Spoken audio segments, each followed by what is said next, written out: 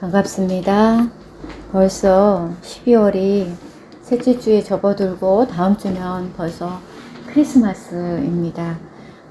크리스마스는 정말 행복한 날인 것 같습니다. 우리 하나님께서 우리를 위해서 우리 주님을 십자가에 달려 죽게 하시는 그 계획 가운데 주님을 동정녀 마리아를 통해서 탄생하게 하시는 그 하나님의 사랑으로 인해서 우리는 기뻐하지 아니할 수가 없습니다. 네, 너무나도 감사한 12월 달입니다. 네, 여러분은 어떻게 신앙생활을 하고 있습니까? 모태신앙이어서 엄마 아빠가 어려서부터 교회를 다니라고 해서 교회를 다니고 있습니까? 아니면 어려서는 그렇게 다녔는데 내 안에 정말로 주님, 성령님 함께 하시는 것을 신뢰하며 살아가고 있습니까? 내 의지로 하면서 내 안에 하나님이 없이 착각 가운데 신앙생활을 하고 있지 않은지 이 시간 돌아보기를 원합니다. 우리가 정말 주님 없이 내 안에 나로 가득 차 있고 주님이 없는 신앙생활을 하고 있다면 이 12월 우리가 주님의 탄생을 기념하는 이 시기에 다시 한번 우리 자신을 돌아보는 그런 시간이 되었으면 좋겠습니다. 또한 우리가 너무 오랫동안 신앙생활을 하면서 혹시나 너무 익숙해진 모습으로 그러니까 예배를 드리는 그 자리에 앉아있지 않는지 그냥 그저 성전 마당들만 밟고 왔다 갔다 하는 자가 아닌지 아니면 내 안에 아직도 그 주님의 나를 구원하신 그 사랑의 뜨거운 열정을 가지고 살아가는지 이 시간에 한번 생각해 봤으면 좋겠습니다. 오늘 본문은 정말로 주님을 사랑했던 사도 바울이 썼던 로마서 말씀입니다. 오늘 본문 로마서 7장 1절로 6절은 사도 바울이 그의 3차 선교 여행이 끝나갈 무렵에 기록된 것으로 유대인들과 이방인을 포함해서 로마에 있는 모든 기독교인들에게 쓴 편지입니다. 그러나 특별히 유대인 출신 그리스도인들에게 초점이 맞추어졌다고도 볼 수 있습니다. 사도 바울은 우리의 범죄함으로 말미암아서 하나님의 관계가 단절되었고 오직 예수 그리스도를 믿어야만 구원을 얻어서 다시 우리가 하나님과의 관계가 회복될 수 있음을 말하고 있습니다. 로마서 지금 우리가 7장인데 6장 14절에도 보니까 죄가 너희를 주장하지 못하리니 이는 너희가 법 아래 있지 아니하고 은혜 아래 있음이라 라고 말하고 있죠. 이거는 죄가 우리를 주장하지 못하는데 그 이유는 우리가 법 아래 있지 않고 은혜 아래 있기 때문에 죄가 우리를 주장하지 못한다고 말을 하고 있습니다. 오늘 본문인 로마서 7장은 더 세부적으로 그리스도인의 생활은 율법 뭐 하지 마라 그리고 더 세부적으로 말하면 모세오경을 포함해서 이런 것들이 율법을 하나님보다 더 상전으로 모시는 것이 아니라 우리는 그리스도인은 성령의 의지에서 사는 사람이 그리스도인이다 라고 말하는 것입니다. 그래서 7장에서 6절 말씀을 보시면 이제는 우리가 얽매였던 것에 대하여 죽었으므로 율법에서 벗어났으니 이러므로 우리가 영의 새로운 것으로 섬길 것이요 율법의 조문에 묵은 것으로 아니할지니라 라고 말하고 있습니다. 우리는 우리가 얽매였던 것에 대해서 죽었기 때문에 율법에서 벗어났으므로 성령의 새로운 것으로 섬겨야 할 것이라고 말하고 있습니다. 여러분 혹시 신앙생활 하면서 내가 교회를 다니면서 혹시 좀 마음이 너무 무겁고 교회 다니니까 하지 말아야 하는 것들이 너무 많아서 힘들어. 이것도 하지 교회 가면 이것도 하지 마 저것도 하지 마 저것도 하지 마 저것도 하지 마라고 그래서 나는 교회 가면 힘들어. 이 사람은 뭐예요? 얽매여 있는 거예요. 교회를 다니지만 얽매여 있는 사람이에요. 하나님의 은혜 안에 온전히 들어가지 못한 상태이기 때문에 그런 것 때문에 힘들다고 이야기합니다. 그래서 그런 부정적인 말들이 다른 사람에게 이렇게 전염이 돼가지고 교회는 힘들어, 하나님 섬기는 거는 힘든 거야 라고 생각하는 사람들이 너무나도 많습니다. 율법을 설명하면서 오늘 본문에 보니까 사도 바울은 결혼 관계를 통해서 비유하고 있습니다. 결혼한 여자는 그 당시에 우리나라도 그랬잖아요. 우리나라도 뭐 조선시대, 그리고 지금 뭐 대한제국 시대에도 마찬가지로 결혼한 여자는 남편이 살아있는 한 그 법에 따라서 남편에게 매여서 지내야 한다고 말하죠. 우리나라 지금 막 이혼율도 엄청 높고 결혼 생활 10년 정도 하면 다 남자친구 여자친구가 있다고 합니다. 그냥 뭐 남자친구 여자친구 있는 걸 당연시하지만 지금 지금 사도 바울이 쓴 시기나 우리나라도 예전 시기에는 남편에게 매여 있어요. 그래서 지금 제가 뭐 이렇게 유튜브나 이런 거를 보면 그 할머니들 나오는 거를 제가 그 심리들을 알아보기 위해서 뭐 그런 걸 좀 가족이라든지 산호라니 뭐 이런 것들을 다큐를 이렇게 보면 그 할머니들이 나와서 하는 말들이 뭐냐면 남편이 그렇게 폭력적이고 때려도 살았다는 거야. 왜? 내 자식들을 키우기 위해서. 그리고 그 남자와 결혼을 했기 때문에 평생을 살아야 한다는 그 생각 때문에 살았다고 이야기를 하는 거야. 그리고 옛날에 우리나라 사람들은 딸이, 특히 이제 여자에 대한 신분 자체가 남존여비 사상이 강했기 때문에 결혼을 하면 친정엄마가 딸에게 어떤 말을 하냐면 마지막 밤에 손을 잡고 이불 속에서 딸하고 마지막 밤을 보내면서 하는 말이, 너는 이제 그 집안에 시집을 가면 그 집에 귀신이 돼야 된다.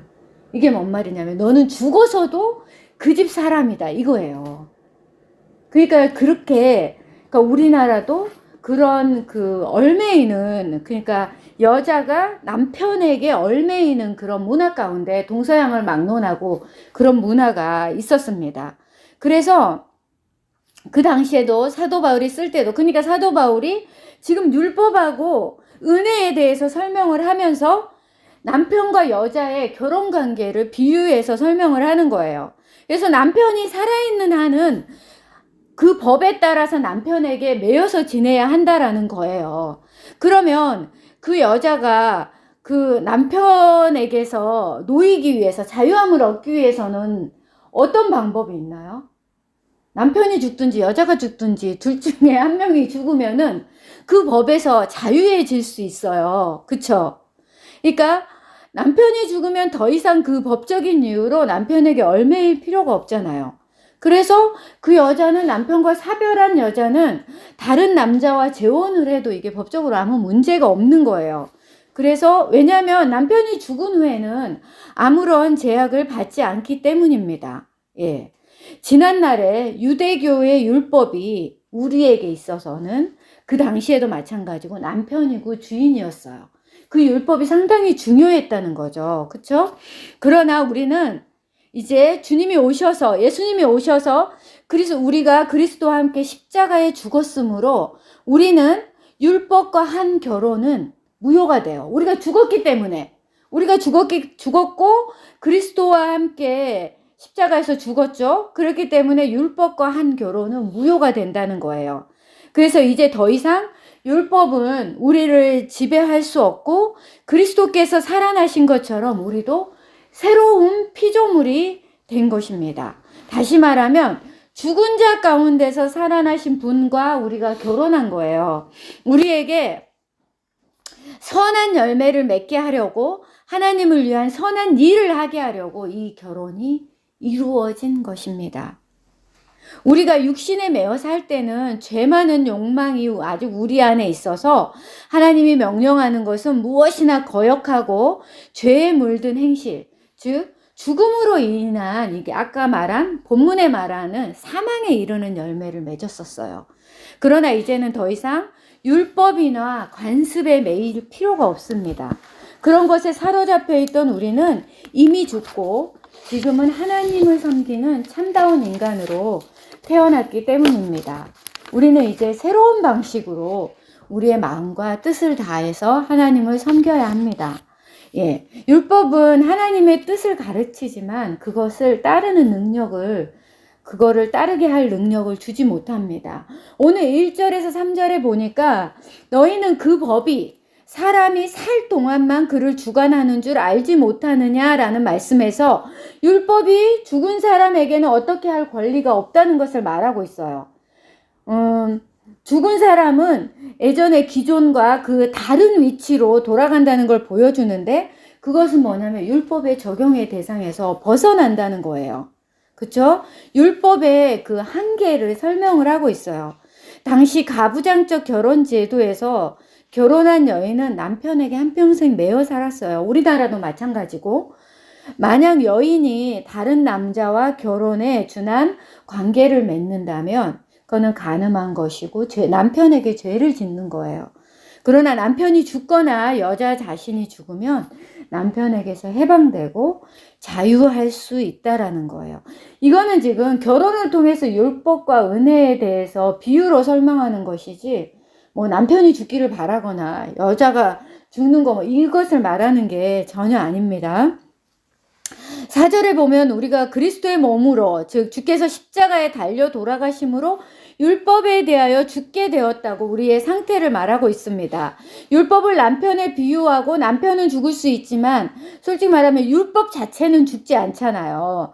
그러니까 바울은 여인에 해당되는 우리 옛사람이 그리스도와 함께 죽음으로써 율법에서 해방된다라는 것을 강조하고 있습니다. 우리가 죽은 자 가운데서 다시 살아나신 그리스도에게 시집감으로 인해서 전에 매여있던 율법에서 죽음을 통해서 자유해져서 이제는 그리스도를 통해서 연합되었음을 말하고 있습니다. 우리는 그의 영생을 나누어 받았기 때문에 이 연합은 결코 끊어지지 않을 것입니다. 그러므로 우리는 그리스도 안에서 의를 얻고 하나님에 대하여 거룩함에 이르는 열매를 맺는 삶을 살아야 합니다. 여러분, 우리가 이렇게 율법에 대해서 내가 죽고 십자가에서 예수님과 함께 죽고 나는 새로운 피조물이 됐는데도 불구하고 그 십자가에서 온전히 죽지 못한 사람들이 많아요. 그쵸? 저를 비롯하여서 온전히 죽지 못해서 그 옛사람이 모습이 막 드러날 때가 있어요. 분노하고 비방하고 정직하지 못하고 두 마음을 품으면서 우리가 살아갈 때가 너무나 많죠. 예수님의 십자가를, 그러니까 예수님 지금 12월에 예수님의 성탄을 생각하면서 우리는 동시에 예수님의 십자가를 생각할 수 있어야 됩니다. 5절에 보니까 우리가 육신에 있던 때는 하나님과 아무런 상관이 없던 때예요. 왜냐하면 죄는 하나님과의 단절을 의미하기 때문에 그렇습니다. 그때는 거듭나기 전의 상태이고 성령의 역사가 없는, 저기하게 말하면 말라버린 율법이 우리 안에서 소리 지르면서 죄의 정욕으로 우리가 거스리며 사망에 이르게 하는 그런 삶을 살고 있을 때였기 때문입니다. 율법에는 죄의 사욕을 이길 힘이 없어요. 그래서 오히려 우리에게 죄의 무게를 더하게 할 뿐이에요. 율법이 우리에게 해줄 수 있는 말은 그죠? 죄 있는 자는 죽음에 해당돼. 죄의 삭은 사망이야. 막 이렇게 이야기를 하죠. 죄의 성품은 그리스도와 연합한 세례로 그리스도와 같이 십자가에 못 박혀 죽고 그리스도와 함께 살아났으므로 율법에서 죽은 것입니다. 네. 그렇기 때문에 우리는 그리스도 안에서 하나님을 섬기되 율법을 상전으로 모시고 내 힘으로 무엇을 해보려고 하는 것이 아니라 오늘 4절 말씀처럼 하나님을 위하여 열매를 맺는 삶을 살아야 돼요. 우리가 사는 삶이 내가 잘 되기 위해서, 내가 뭐 리더로 세워지기 위해서, 내가 남 앞에 존경을 받기 위해서 사는 삶이 아니라 하나님을 위하여 열매를 맺는 삶을 살아야 돼. 그러니까 내가 어떤 포지션에 있든지 이거는 하나님을 위하여 사는 삶이어야 한다는 거예요. 우리가 어떤 CEO가 됐는데 내가 대단해서 내가 능력이 있어서 나는 이 자리에 있는 거야 하면서 군림하는 것이 아니라 하나님 앞에 더욱더 겸손한 자세로 설 수 있어야 된다는 거예요. 그럴 때 우리는 그 탐욕 가운데서 우리를 지킬 수가 있어요. 안 그러면 그 올라가기까지는 내가 하나님을 의지하고 믿고 올라갔는데 그 자리에 서니까 나만 보이고 하나님이 보이지 않는 사람은 하나님이 없는 삶을 다시 살게 되는 거예요. 그래서 하나님께서 감당할 자에게 그런 자리를 주실 겁니다. 여러분이 정말 하나님 앞에 제대로 말씀 가운데 서 있으면 어떤 높은 자리에 가든지 하나님이 서포트를 해주실 거라는 것입니다. 네. 이렇게 하나님을 위하여 열매 맺는 삶을 사는 것은 우리의 힘으로 불가능합니다. 오직 성령님을 의지함으로, 오직 믿음으로 가능한 것입니다. 율법에 대하여 우리가 죽었기 때문에 율법이 상전 노릇을 하는 것은 옛사람의 시절의 이야기입니다. 여러분은 옛 부패한 죄의 성품을 지닌 몸이 그리스도와 함께 십자가에 못 박혀 죽고 장사되었다는 것을 확신하십니까? 그리스도와 연합하여서 우리가 부활했음을 믿고 새 생명, 새 사람으로 살고 있습니까? 네. 율법 아래에서는 우리 모두가 죄인일 수밖에 없는데 오늘 바울은 놀라운 선언을 하고 있어요. 우리가 이 율법에 대하여 죽었다는 거예요. 이것은 죄에 대하여 죽었다는 표현과 같은 말이거든요. 우리는 율법으로부터 자유를 얻게 되었다는 것이 오늘 본문의 핵심이에요. 본문은 율법을 옛 남편으로, 그리스도를 새 남편으로 비유하고 있습니다.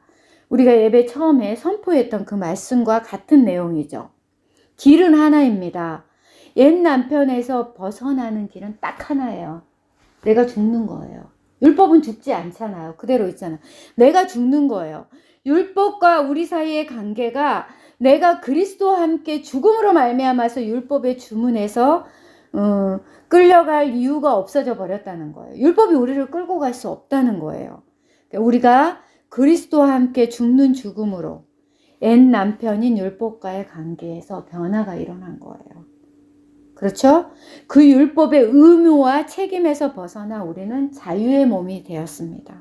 이제 율법이 우리에게 더 이상 죄로 구명되지 못하게 한다는 거죠. 왜냐하면 이 문제들을 다 지고 우리의 남편이신 그리스도가 십자가에서 죽으심으로 율법을 완성하셨기 때문입니다. 네. 그렇다고 우리 모두가 율법 무용론자나 폐기론자가 된다는 말이 절대 아니에요. 4절로 6절에서 보면 더 이상 옛 남편 그 율법에 시달릴 필요가 없이 예수 그리스도로 말미암아서 율법 아래에서 우리가 은혜 안으로 들어갔다는 말이에요. 예. 그래서 내가 억지로 순종했던 내 삶에서 하나님의 말씀에 적극적으로 순종하며 살아가는 형태로 바뀌게 된 거예요. 예. 우리가 종일 때는 주인이 시키면 아무리 내가 피곤해도 억지로 하잖아요. 근데 주인이 아니라 나를 종의 신분에서 아들의 신분으로 옮겨놨어요. 아들의 신분으로 옮겨놨는데 내가 이 원래 주인이었던 그분이 시키는 것을 너무 감사함으로 하고 싶어서 옛날에 종이 했던 것을 하는 거예요. 그거는 이 종이 했던 마음과 내가 아들이었을 때 마음이 완전히 다른 거예요. 왜냐하면 나는 기쁨으로 그 일을 하기 때문에. 왜? 내 아버지를 위해서 기쁨으로 그 일을 하기 때문에 완전히 다르다는 거예요. 그쵸? 율법 안에서 율법의 요구로 끌려다니며 살았던 우리가 소극적인 삶에서 늘 정죄감과 죄책감, 실패자의 자리에서 예수님이 아닌 자기 자신에게 초점을 맞춘 자리에서 이제는 마태복음 6장 33절 말씀처럼 먼저 그의 나라와 그의 의를 구하는 삶을 살게 된다는 거예요. 왜냐하면 진리가 예수 그리스도가 우리를 자유하게 하기 때문입니다. 네. 율법 자체에 문제가 있는 것이 아니라 율법을 적용하는 우리에게 문제가 있다라는 말입니다. 그리스도 안에서 율법의 모든 강요와 정죄로부터 해방되어 자유인으로 율법에 대하여 이 율법은 우리를 위협하는 율법이 아니라 우리의 인생에 길을 밝혀주는 축복의 도구로서 율법이 된다라는 것입니다. 예. 죄를 짓지 않기 위해서 몸부림치는 수준이 아니라 율법과 죄로부터 건져내 주신 하나님을 위해 기꺼이 순종하기 위해 율법을 들여다보기 시작하는 거죠. 그러면 차원이 달라지죠.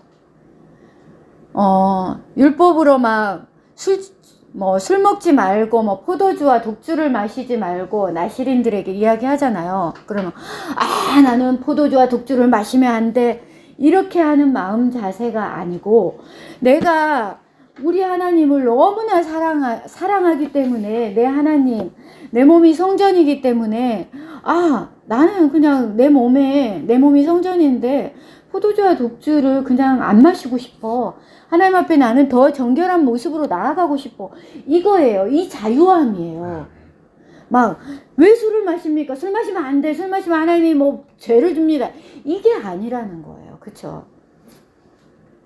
말씀을 정리하도록 하겠습니다.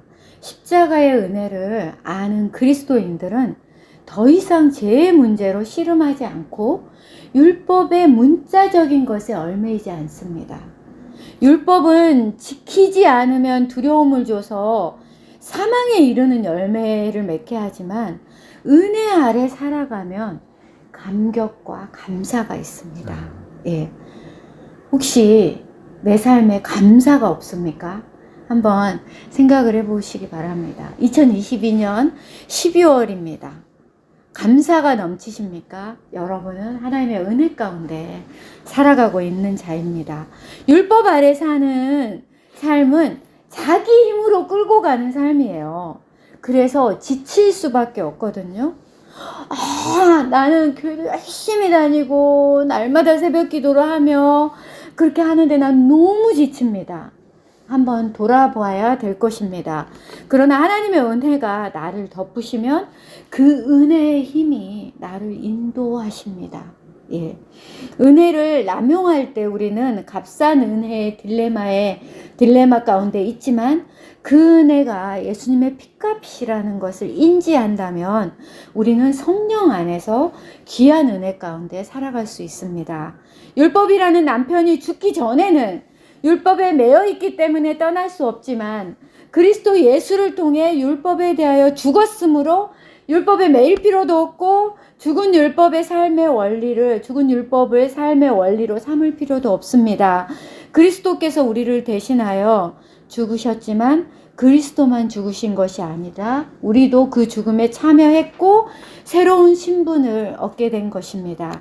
이러한 배경에서 바울은 우리가 율법에 대하여 죽고 그리스도의 은혜 아래서 살아간다는 것을 계속해서 선포하고 있습니다. 죽은 남편에 불과한 율법에서 이미 해방되었음에도 그 남편을 여전히 그 남편에게 매여 있다고 여기고 그 남편과 함께 살아가려고 한다면 정말 어리석고 불쌍한 자입니다. 이제 우리는 성령이 주시는 새 정신으로 하나님을 섬기며 열매 맺는 삶을 살아야 할 것입니다. 율법 조문에 매여서 사는 삶이 아니라 성령의 새롭게 하시는 은혜를 바탕으로 자발적으로 기쁨으로 하나님이 이루신 구원의 새로운 지평을 이해하며 말씀을 이루어가는 복음으로 사는 삶을 사는 것이 오늘 우리에게 주시는 하나님의 초청입니다. 그럼 우리는 어떻게 살아야 할까요? 하나님 안에서 열매 맺는 삶, 값진 은혜의 가치를 아는 삶, 복음의 능력 안에 사는 삶을 살아야 할 것입니다. 기도하시겠습니다. 하나님 감사합니다. 그렇습니다. 우리가 율법에 매여서 하나님 주시는 그 은혜를 누리지 못하는 어리석은 자가 되지 않게 하시고 날마다 기쁨으로 감사함으로 나아가는 저희의 삶이 될 수 있도록 도와주시옵소서. 율법에서 죽임을 당했다고 하나님 우리가 율법을 폐기하거나 율법은 필요 없어 라고 하는 것이 아니라 정말로 하나님의 은혜가 너무나 감사해서 그러한 것들이 지키는 것이 나에게 기쁨이 되고 감사가 되는 저희의 삶이 될 수 있도록 도와주시고 복음의 능력으로 살아가는 저희들이 될 수 있도록 하나님 함께하여 주시옵소서. 감사합니다 하나님, 찬양합니다 하나님, 예수님의 이름으로 기도하였습니다. 아멘.